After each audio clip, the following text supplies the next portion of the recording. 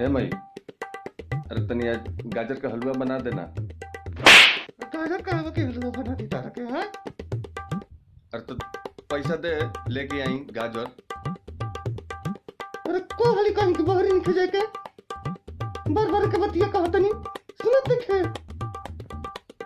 अरे दे दो पैसा, काहे किसी आता रे? लड़का के हलवा खाए के मन करता, दे दो का हो?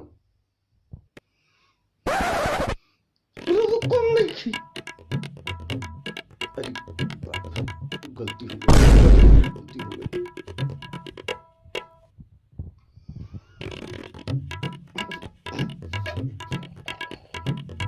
अरे बाहर लॉकडाउन चला तो कुल दुकान बंद पड़ी सकता हूँ दुनिया को बुझात नहीं क्या।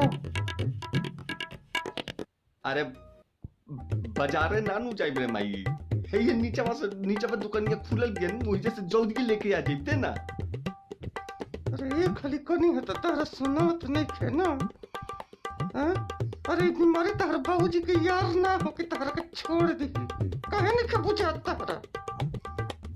अरे कहा कहत रू तू? अब बीमारियों से कोनो यारी कही जाला, दोस्ती कही जाला। त माने ना देबू तू पैसा ना, मारे हलवा खाए के हमारा मन बता तो दिक्कत बता। हमारे पास तनी मनी पैसा बा, हम जात नहीं ओकर के एगो ही ले आई, एगो ही गाजर ले आई, हम अकेले खाई। हमार घर में केहू नहीं के सुने वाला, न लइके सुनता ना एकर बाबूए जी सुनता रे। हे भगवान।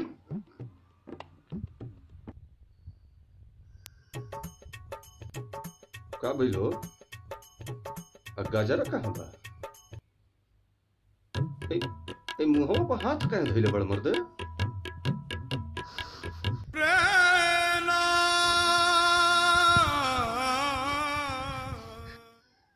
हे भगवान।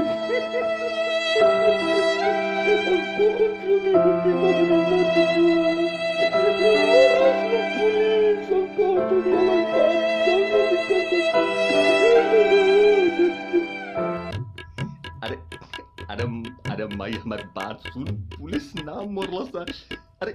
अरे बतिया सुन, हमार पुलिस नाम मरलो सा।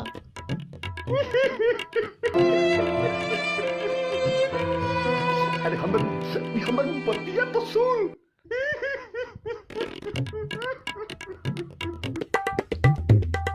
अरे का छाती पीटले बड़ू, तनी ओकर बतियो तो सुन ल, कहत का ऊ। अरे माई जात रहा तो सीढ़ी पर से गिर गिनी, हम वो कर चोट लागल बा। झूठ बोलत है, झूठ बोलत है।